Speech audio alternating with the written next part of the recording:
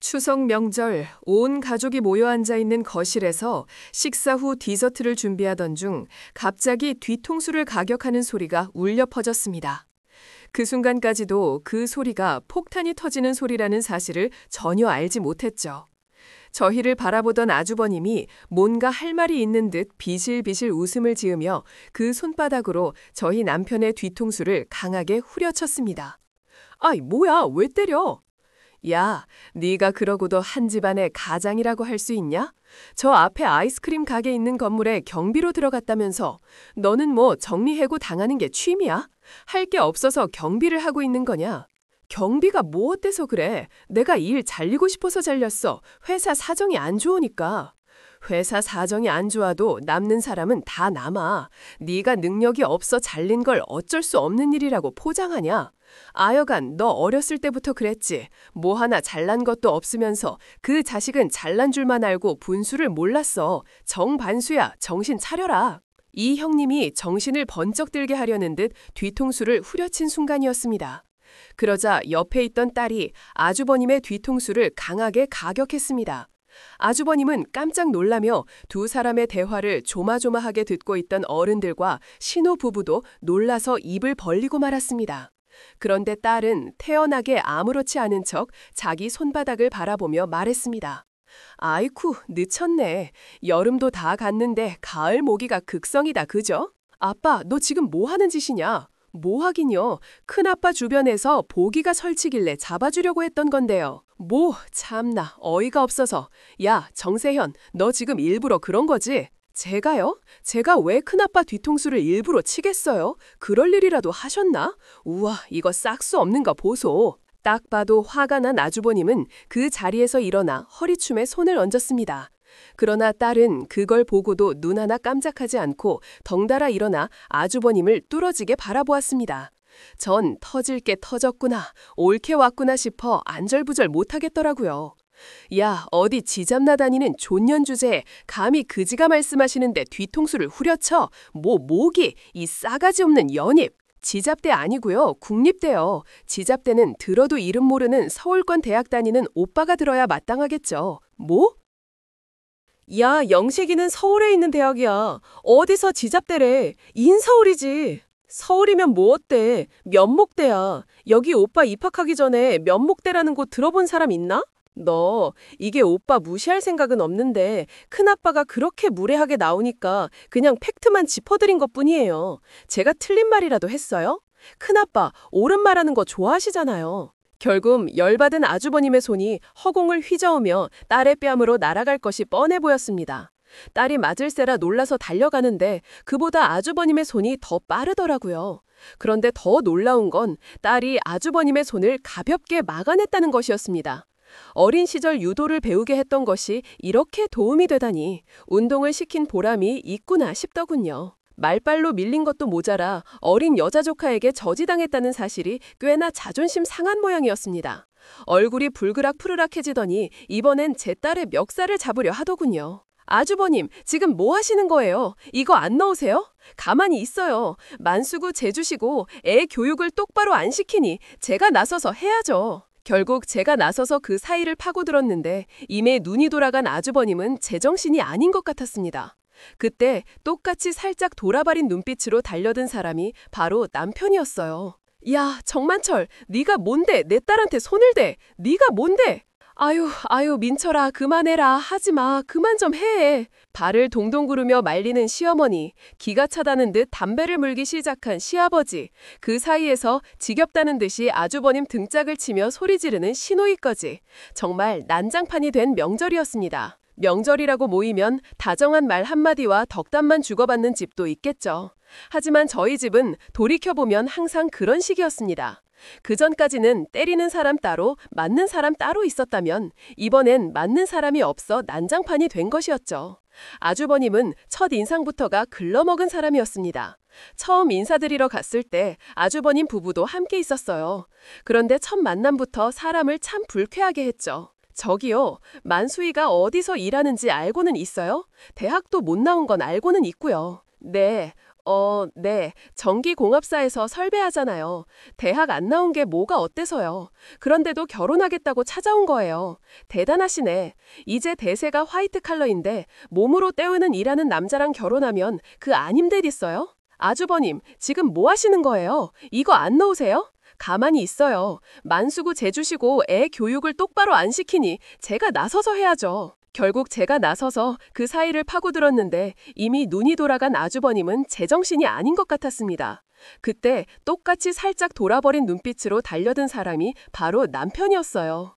야, 정만철, 네가 뭔데 내 딸한테 손을 대? 네가 뭔데? 아유, 민철아, 그만해라. 하지마. 그만 좀 해. 발을 동동 구르며 말리는 시어머니, 기가 차다는 듯 담배를 물기 시작한 시누이까지 정말 난장판이 된 명절이었습니다. 명절이라고 모이면 다정한 말 한마디와 덕담만 주고받는 집도 있겠죠.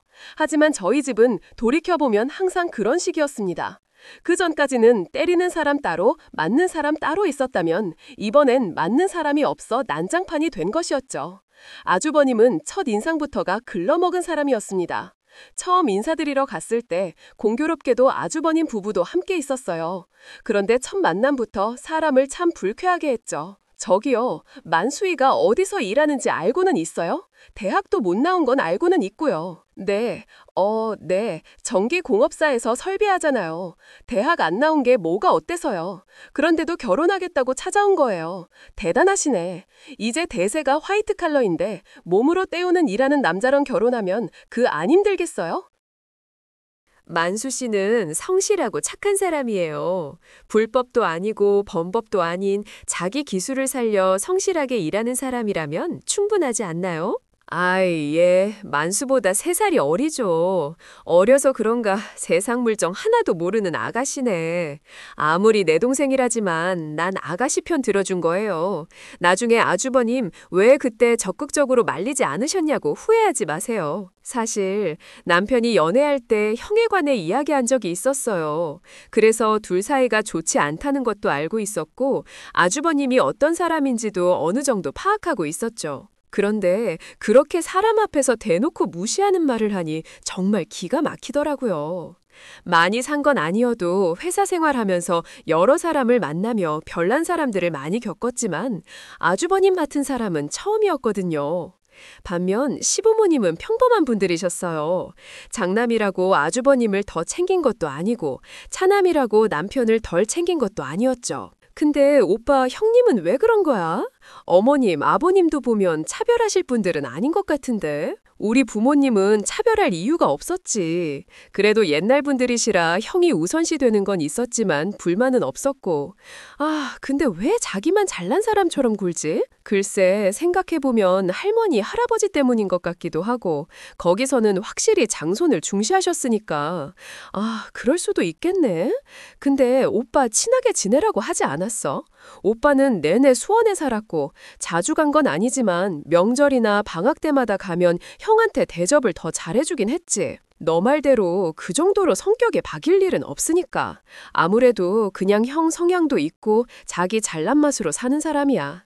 그러니까 앞으로 신경 쓰지 마. 상대해봤자 내 입만 아파지니까. 남편은 평생 당하고 살아서 그런지 아주버님이 무슨 말을 하든 대수롭지 않게 여기더군요. 하나 있는 신호도 아주버님과 살가운 사이는 아니었어요. 그나마 아주버님이 신호한테는 별말을 안 해서 저희 남편만큼은 아니었지만 사이가 나쁘진 않았죠. 남편도 사람인지라 가끔 울컥 화가 날 때가 있었어요. 그럴 때마다 옛 이야기를 하곤 했는데 듣는 사람들은 다 열이 맞더라고요. 중학교 1학년 때 난생 처음으로 학교에서 상장을 받아온 적이 있었거든요.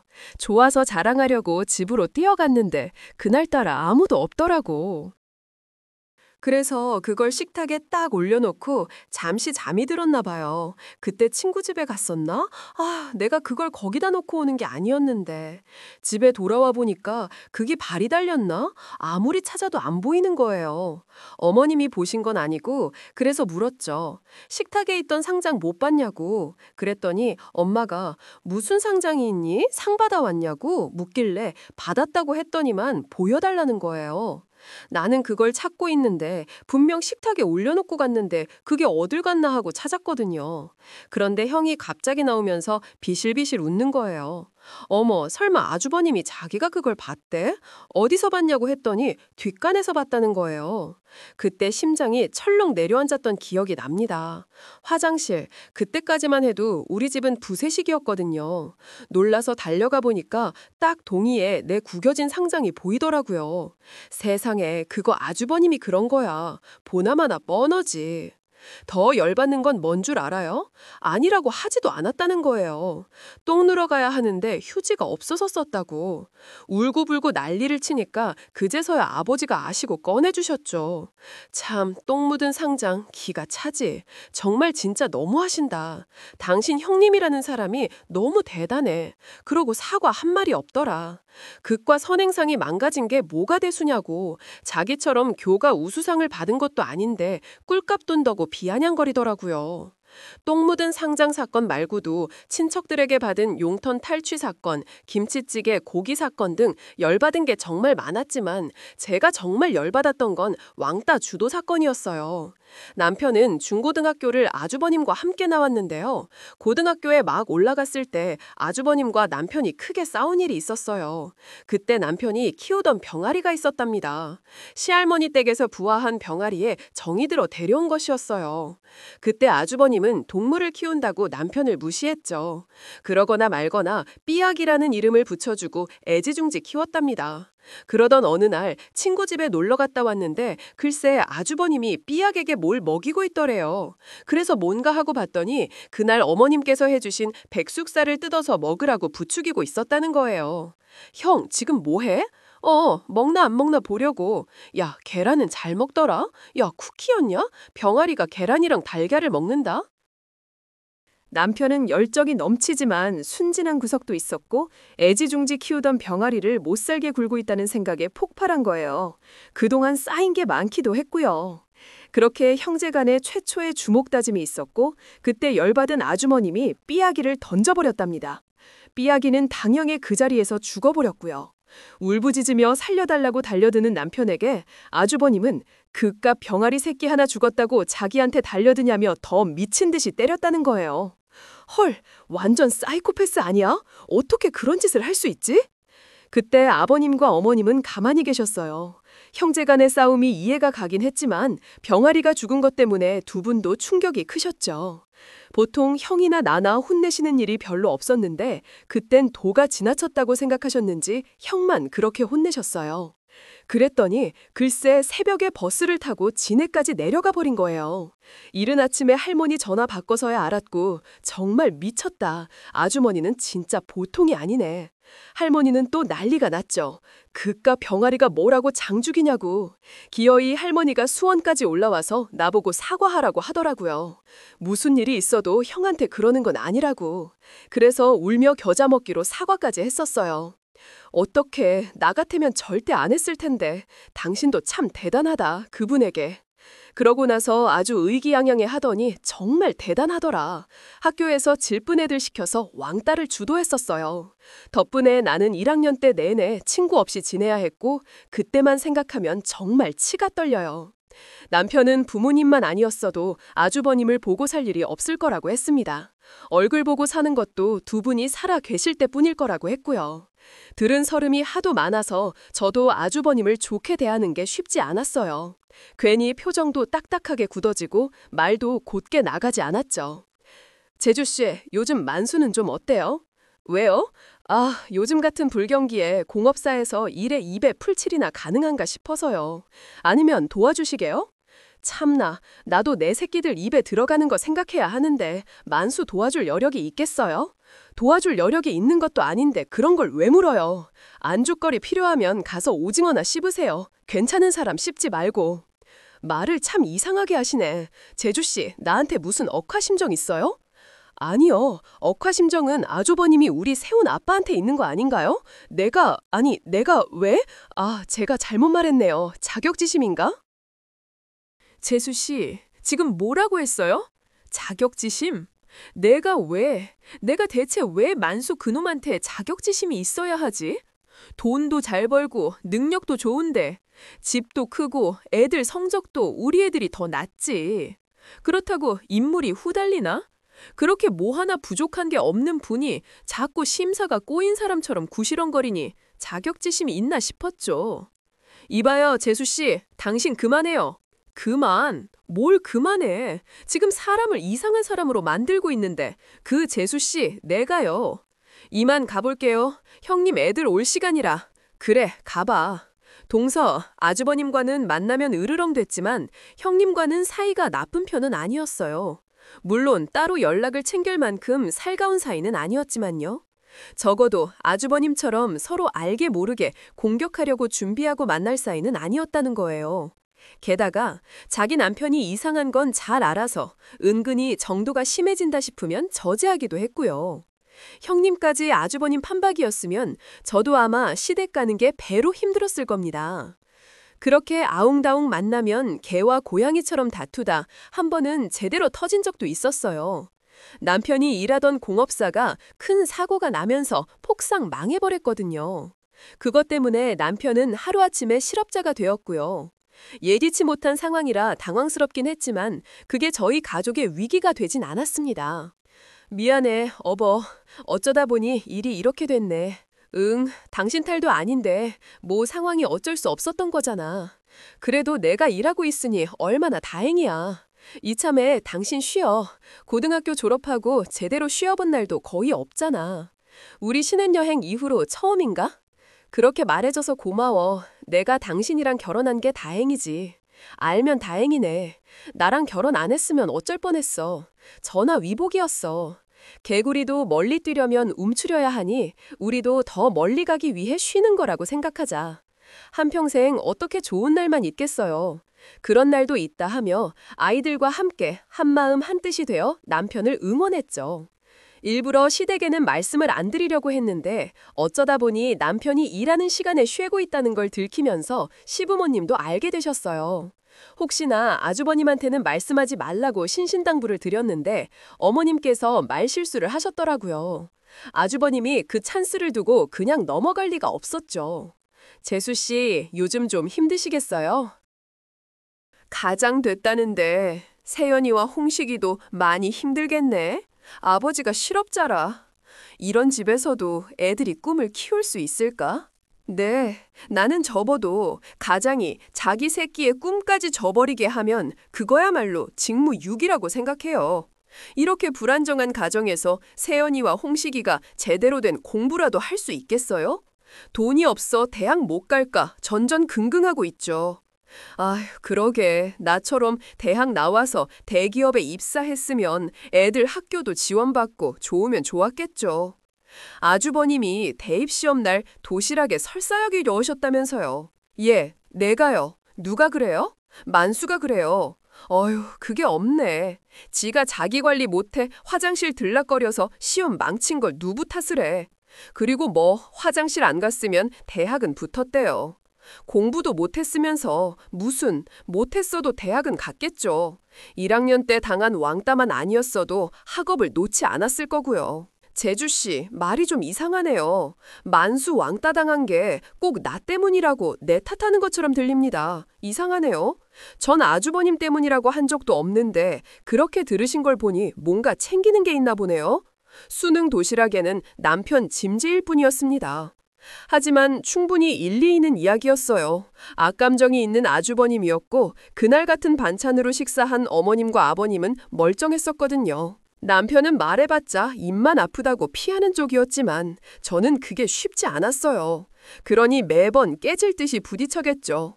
아슬아슬할 선에서 멈추길 여러 번이었는데 그날만큼은 아주버님도 물러서지 않더군요. 근데요, 재수씨, 내가 몇 번이나 느꼈는데 그 나랑 한번 해보자는 거예요. 뭐가요? 뭘 느꼈는지 모르겠지만 왜 심사가 꼬인 사람처럼 말씀하시는지 모르겠네요.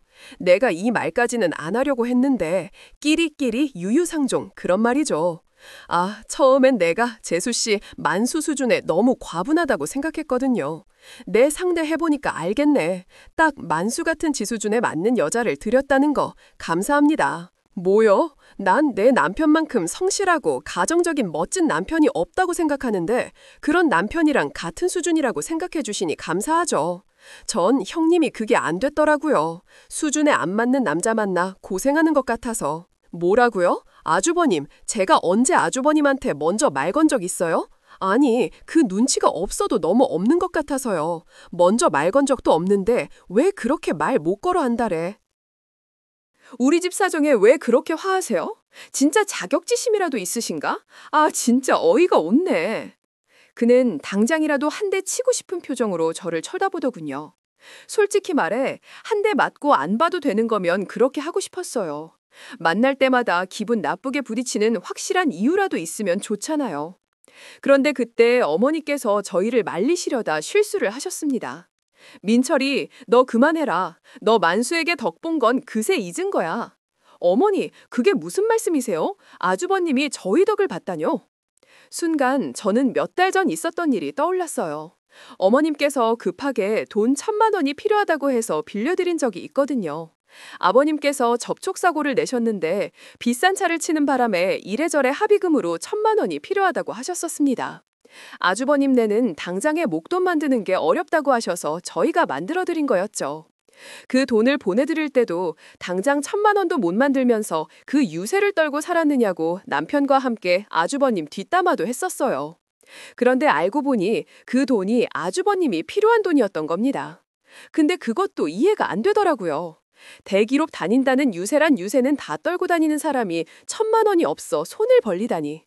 아주버님은 그 이야기가 나오자 갑자기 못 이기는 척 저를 한번 노려보고는 자리를 피해버리더군요. 어머니, 그게 무슨 말씀이세요? 그 돈을 아주버님께 드렸다고요? 어휴, 내가 진짜 이비방정이지. 미안하다. 아까 사고 이야기는 거짓말이 아니야.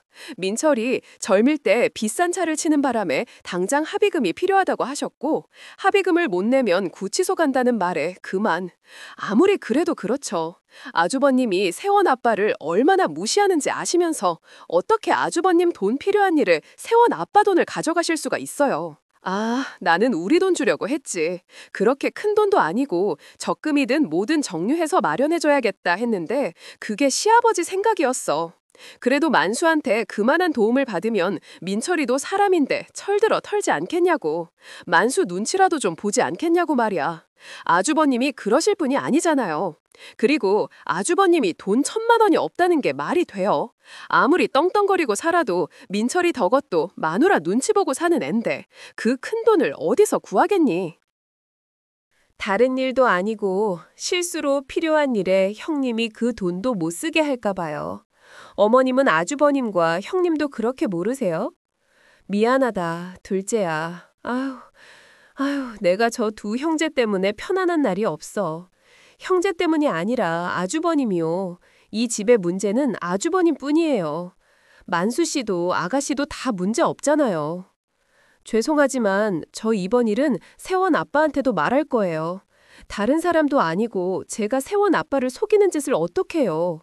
아가, 그 낙 한 번만 눈 감다 만수 그거 알면 속상해 죽지. 나랑 지혜가 비를 얼마나 원망하겠니. 내가 그 1,000만 원 해주마. 내가 돈 갚았다고 하고 말아라. 응, 세원 아빠요. 어머님한테 돌려받을 생각으로 내준 거 아니에요?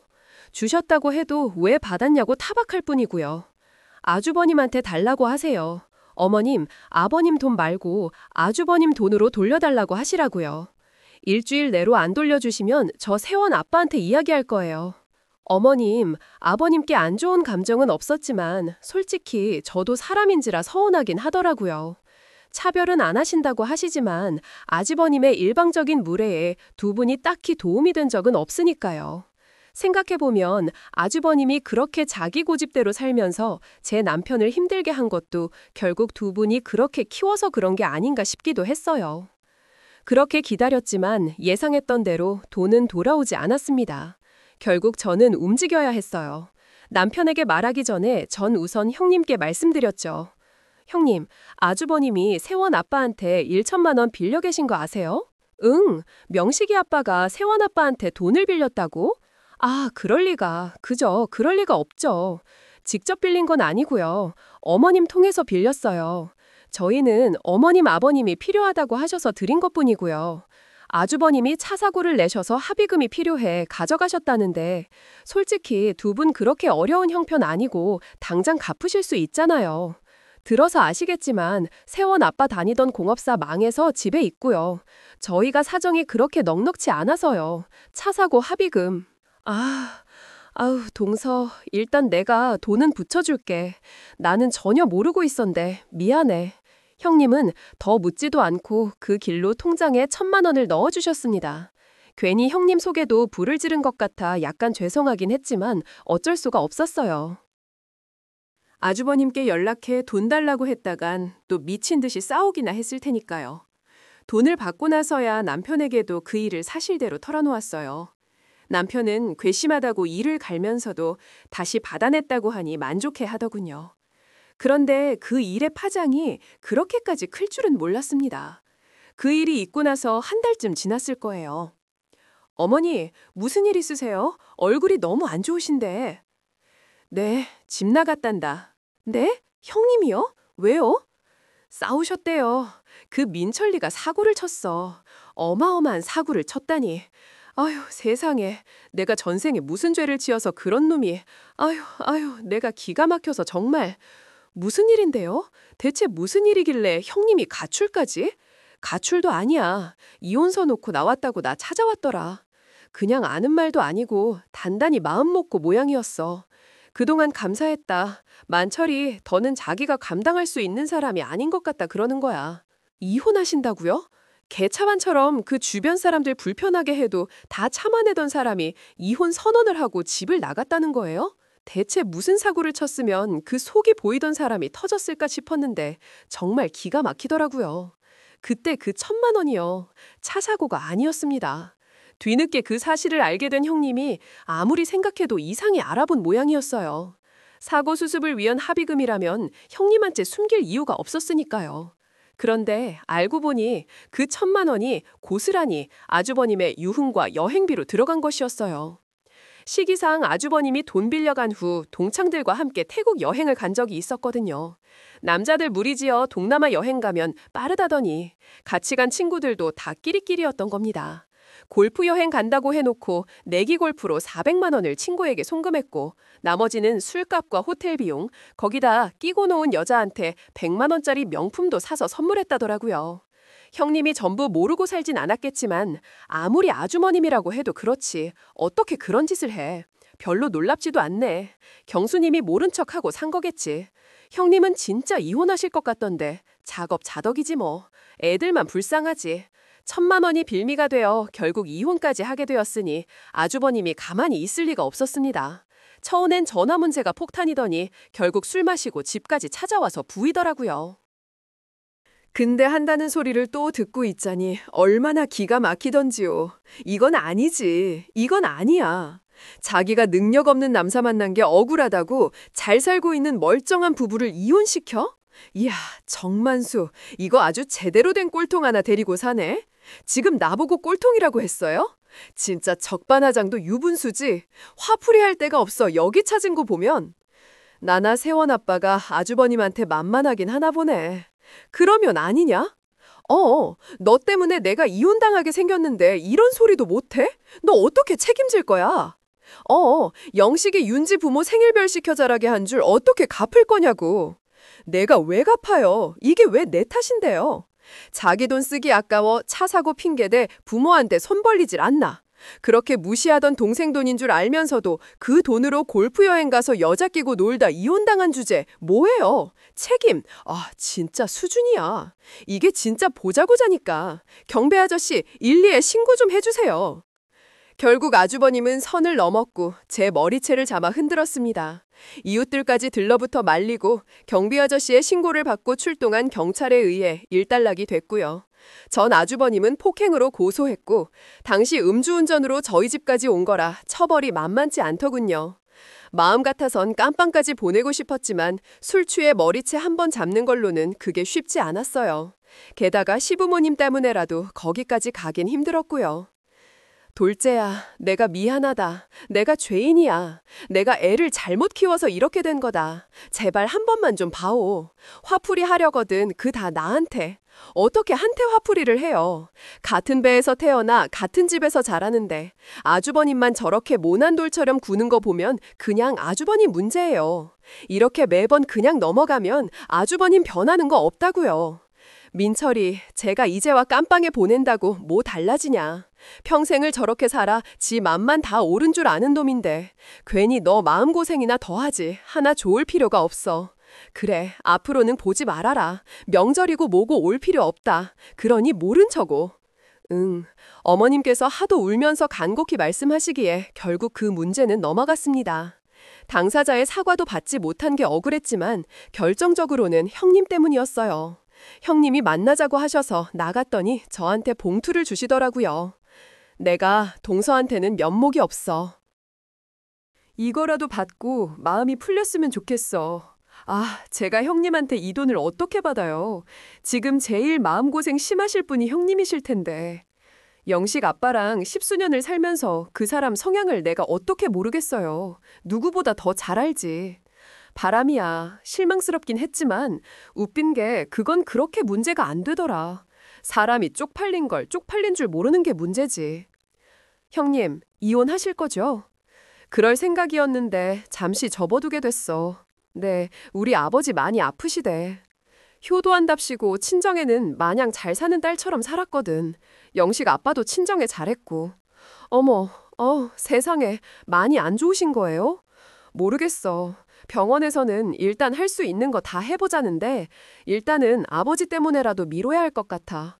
그래서 내가 온 거야. 그래도 애들 아빠고. 형님은 오셨습니다. 큰 마음 먹고 결단을 내리신 건데 집안 사정 때문에 어쩔 수 없는 상황이었죠. 받지 않으려고 했던 돈을 한사코 받아달라 사정하시길래 어쩔 수 없이 받았지만 마음이 편치는 않더라고요. 그 이야기를 들은 남편은 나중에 더 큰 봉투 만들어 형님 아버님 병원비나 보태자고 했고요. 그 뒤로는 한동안 아주버님 댁을 따로 만난 적이 없어요. 어머님께서도 형제가 보고 사는 게 본인들 욕심 같다고 하셔서 안 보고 살아도 됐거든요. 그래서 그 뒤로는 명절 때도 어머님이 오라 하시면 그때 가고 어버이날이나 생신도 다 따로 챙겨드렸죠. 하지만 아예 안 보고 사는 건 쉬운 일이 아니더라고요. 그렇게 한 3년 지냈는데 어머님께서 몸이 안 좋아지시면서 저와 형님이 번갈아가며 간호도 하고 그러면서 예기치 않게 보게 됐거든요. 그래도 떨어져 있는 시간이 좀 있어서 그런지 은근히 눈치도 보는 것 같고 처음엔 괜찮았어요.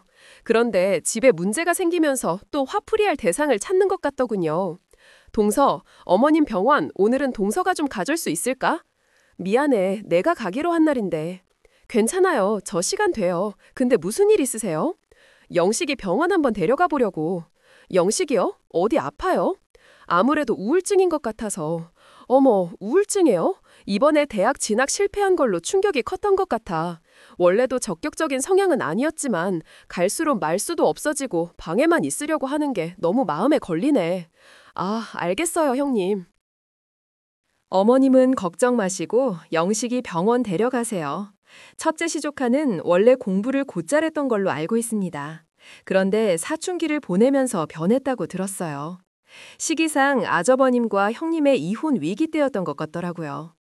원래도 그렇게 살가운 부자 사이가 아니었는데 자식들이 아버지에게 실망이 컸던 모양이에요. 첫째 시조카는 병원에서 우울증 진단을 받아 치료를 하느라 삼수를 하게 되었습니다. 둘째 시조카는 그에 입학했는데 하향 지원으로 기대에 미치지 못하는 대학에 들어간 모양이었어요. 그 때문에 애들 잡돌이를 얼마나 했는지 집에서 통학이 가능한 학교였는데도 기숙사에 들어가 버렸고요. 친정아버지 아프실 때 그나마 사위호 태워준 걸로 꾹꾹 눌러 참고 사는 형님이 안쓰러워질 지경이더군요. 저희 첫째도 대학에 들어갔고 서울권은 아니지만 좋은 성적으로 지방 국립대 장학금을 받고 들어갔어요. 처음부터 본인이 원하던 학교이기도 했고요. 저희 부부도 딸도 만족한 결과를 얻게 된 건데 잠잠하던 아저버님이 슬슬 쓸데없이 입을 열기 시작하더군요. 세연이 지방 국립대 갔다면서요? 네, 그래도 대학은 서울에서 나와야지.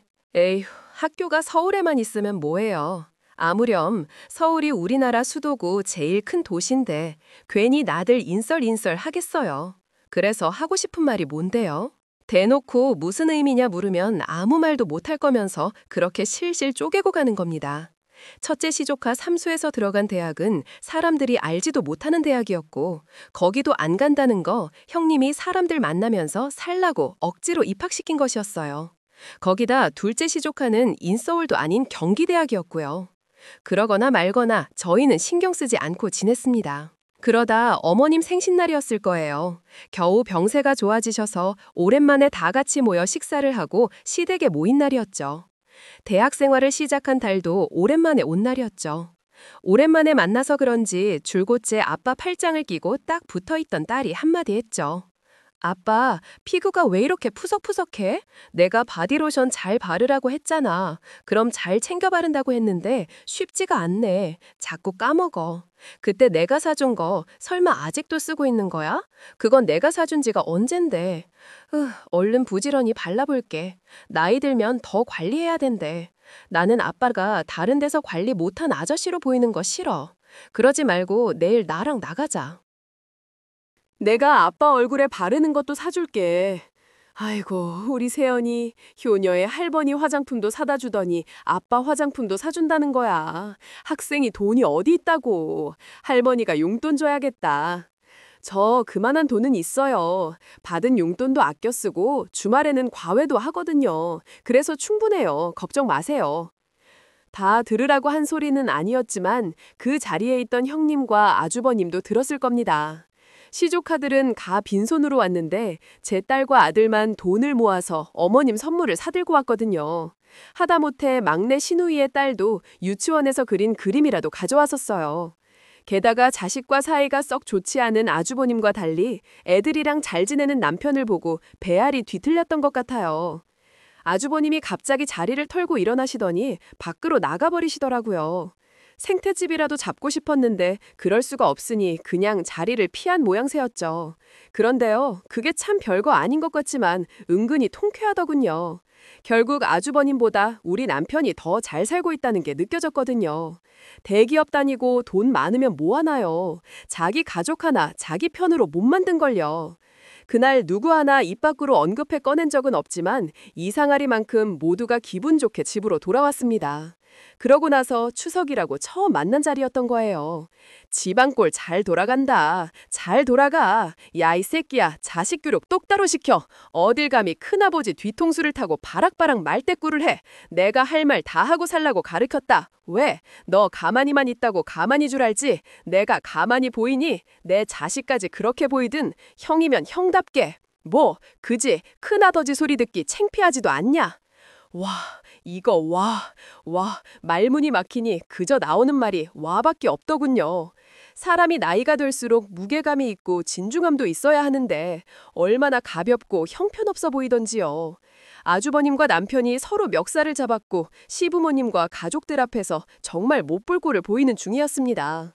다 같이 들러붙어 그만 좀 말라고 떼어놓으려는데 역부족이더라고요. 그때 갑자기 나선 사람이 바로 고등학교 2학년이 된 제 아들이었어요. 그만하시죠, 큰아버지. 애의 목소리는 어딜 가고 변성기가 와 묵직한 목소리로 두 사람을 갈라놓는데 아주버님이 흠 놀란 것 같더라고요. 그도 그럴 것이 저희 아들이 체격이 좀 좋거든요. 딸도 아들도 운동을 즐겨서 그런지 고등학교에 올라가면서 많이 컸고요. 키가 189cm라 어지간한 사람들은 전부 올려다봐야 했죠. 산만한 애가 가로막아 버리니 아주버님도 어쩔 줄을 모르더군요. 별말 하지도 않았어요. 적당히 그만 마셔라는 말 한마디 한 건데 멀찌감치 거리를 두고 혼자 분에 못 이겨 막말을 하더군요. 어떻게 돌아가는 고라지면 저것들이 하나같이 나를 무시해. 옛날 같아서 봐. 내가 아버지 어머니 다음으로 이 집안 어른인데 감히 나를 이렇게 대하냐. 그 아버지가 먼저 저희 아버지를 무시하셨잖아요. 그리고 솔직히 처음도 아니잖아요. 저희 어렸을 때부터 제 아버지를 얼마나 무시하셨는지 다 보고 자랐어요. 경비하시면 뭐 어때서요. 저희 아버지는 평생 저희 가족을 위해 애쓰신 분이에요. 회사 사정이 안 좋아서 그렇게 된 건데 왜 그걸 두고 그런 식으로 말씀하세요? 내가 들린 말이라도 했냐? 바른 말이면 그냥 다 해도 되는 거예요. 그럼 큰아버지, 저희 아버지한테 빌린 돈으로 태국으로 골프 여행 가서 여자 끼고 놀았다는 거 그냥 이야기해도 되는 거예요. 너 이 새끼, 저희 어리다고 무시하지 마세요. 어른들이 직접 말씀해주지 않으셔도 다 듣고 있어요. 큰아버지가 존경받을 꾼 아니라는 거 어려서부터 알고 있었다고요. 설마 아들 입에서 그 이야기가 나올 줄은 몰랐습니다. 그 일이 터졌을 때 아들은 고작 초등학생이었는걸요. 이래서 애들 앞에서는 찬물도 함부로 못 마신다고 하나 봐요. 아주버님도 설마 그 이야기가 나올 줄은 몰랐는지 손을 치켜 들었는데 덩치 큰 조카 앞에서 그 손이 어찌나 별 볼 일 없어 보이던지 화가 나서 씩씩거리며 주변을 돌아보는데 첫째 조카는 눈치를 살피다 방 안으로 들어가 버리고 둘째 조카는 자기 아버지를 정말 혐오스럽게 쳐다보더군요. 그러더니 아주버님도 욕설을 내뱉고는 그대로 나가버렸어요. 딸과 아들은 돌아오는 길에 사과를 하더라고요. 죄송해요, 아빠. 큰아빠가 계속 아빠를 무시하는 게 너무 싫어서 참았어야 했는데 어른한테 너무 버릇없이 그랬어요. 나도 미안해, 아빠. 솔직히 뒤통수 친 건 욱해서 참을 수가 없었던 거야. 그동안은 말로 긁는 거 그냥 참아줬는데 솔직히 뒤통수 친 건 너무하잖아. 안 그래도 아빠 정리해고당하고 마음 안 좋은데 그 아빠는 꼭 그렇게 기다렸다는 듯이 불난집에 기름 부으니까. 하지만 남편은 아무 말도 안 하고 묵묵히 운전대만 잡더군요. 그래서 제가 한마디 해줬어요. 사과는 무슨, 잘했어. 엄마 아빠도 못한 거 니네가 해줬으니 고맙지. 네 큰아버지는 그렇게 당해돌사 오죽했으면 니네가 나섰을까. 그 일이 있고 며칠 후 형님을 만났는데 모처럼 얼굴이 좀 좋아 보이시더라고요. 그런데 대뜸 꺼낸 말이 의외였어요. 동서, 나 이혼 서류 내고 오는 길이야. 네? 이혼이요? 진작 했어야 하는데 너무 늦었지 뭐. 고마운 건 고마운 거고 이 정도 살았으면 그 빚 다 갚았다 싶어서 애들도 이혼하라고 난리고 차라리 지금에 와서 하게 된 게 잘 됐다 싶더라고.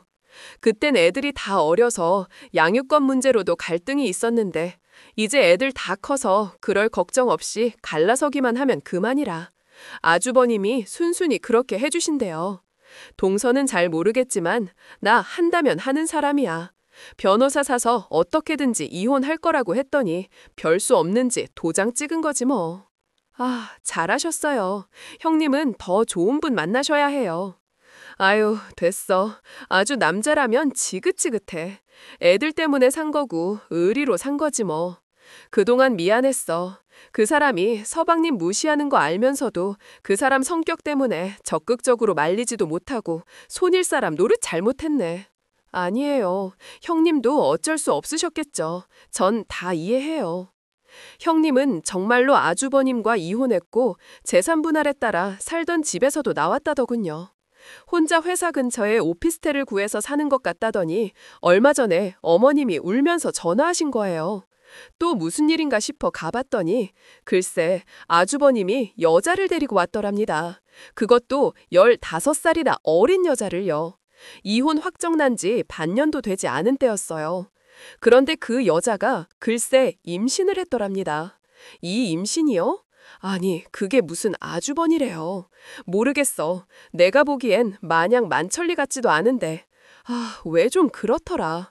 살림새도 그렇고 행동도 그렇고 영시개미 같지도 않고 아휴, 만천리 뜯어먹으려고 붙은 애 같아. 아이고, 형님 같은 여자 찾기 쉽지 않죠. 그래서 아주버님은 어떠시겠대요? 데리고 산다고 인사시키러 온 거래. 걔가 뻘래도 해주고 밥도 해준다고. 아휴, 며느리 바꾼 셈인데. 이거 어쩌냐. 아주 만천리 그거 사는 것만 보면 내가 복장이 터져 죽어. 아, 뭐 어떡해요. 아주버님이 누가 말한다고 들을 사람도 아닌데. 그나저나 형님이 아시면 그나마 애들 아빠라고 남긴 전까지 다 떨어지겠어요. 이혼한 지 얼마나 됐다고 벌써 여자를 만나 애를 낳았다고 하니 아우, 내가 죽어야지. 내가 죽어야지. 인생이 끝나지 않는 한 고난도 끝이 없는 거겠죠. 아주버님은 정신 차릴 생각이 없어 보였습니다. 15살이나 어린 여자에게서 낳은 아이를 키우며 새 인생을 살겠다고 한 거예요. 이혼도 했겠다. 나쁜 짓을 저지른 건 아니었지만 누구 하나 그 사실을 달갑게 받아들이긴 어려웠죠. 형님은 이혼 후 시댁과의 관계를 끊었지만 애들은 보여드려야 한다고 주말에 한 번씩 보내더라고요. 그런데 그때 공교롭게 아주버님과 그 여자를 마주친 거예요. 그것도 배가 부른 여자를요. 그래도 경제적으로 풍요롭게 자랄 수 있게 해줬다는 이유로 가끔 만나 식사 정도는 하던 애들이 그 사실을 알고는 제 아빠를 아주 벌레 보듯 보게 됐다군요. 솔직히 아주버님은 할 말도 없다고 생각했어요. 애들이 그렇게 생각하는데도 아빠 인생은 안중에도 없는 호로 자식이라고 싸잡아 욕만 하더라고요. 그런데 황당한 것은 그 여자가 애를 낳고 나서의 일이었습니다. 이혼, 재혼한 지 얼마나 됐다고 이혼 아가씨? 그게 정말이에요? 엄마가 그랬잖아요. 애가 오빠이 아닌 것 같다고, 영 이상하다고 그러더니 진짜였던 거죠. 어머, 세상에 유전자 검사를 해보셨대요. 원래는 생각도 없었는데 태어난 거 보자마자 이상하다 싶더래요. 자기 닮은 구석이 하나도 없으니 이상하다 싶어 해본 거지. 언니, 이제 우리 집 신경 쓰지 마요. 아무리 20년을 넘게 가족처럼 지냈다고 해도 나 언니한테 쪽팔려요. 그러다 첫째 오빠 때문에 둘째 오빠도 이혼할까 겁나고, 정말 지긋지긋해요. 저도 결국 이혼을 급한 재혼으로 얻은 자식이 친자가 아니라는 결과에 방현자시라고 사기 결혼으로 소송까지 했더랍니다. 소송해봤자 땡전 한 푼 없는 여자였으니 금전적 보상도 하나 제대로 못 받았던걸요. 이혼에 재혼에 다시 이혼, 그게 충격이었는지 회사도 며칠 쉬더니만 그제야 정신이 좀 들었나 보더라고요. 이혼 후로 처음으로 형님한테 연락해 기회 좀 달라고 했다는 거예요. 근데 사람은 함부로 고쳐 쓰는 거 아니라잖아요. 형님은 20년을 넘게 살면서 아주버님에 대해 얼마나 잘 알겠어요. 부모들에게도 전처와 자식들에게도 외면받은 아주버님은 갈 곳 없이 홀로 나이만 먹어가고 있다더라고요. 그래서 이번 추석 때도 코빼기도 비추지 않았고요. 덕분에 저희 가족은 비로소 평온을 얻었고 시댁에서도 유일한 아들 며느리로서 손주와 함께 대접받으며 잘 살고 있어요. 경비일도 건물주와 상가 혁회분들이 너무 좋은 분들이라 스트레스 없이 지내고 있답니다. 아주버님 덕분에 저희 애들은 누구보다도 공부가 되었을 겁니다. 인생을 살아가는 데 있어 중요한 것이 학벌이나 돈이 전부가 아니라는 것을요. 상대를 무시하고 깔보면 자기가 가진 것도 가치가 없어지는 법이라는 것을 제대로 배웠겠죠.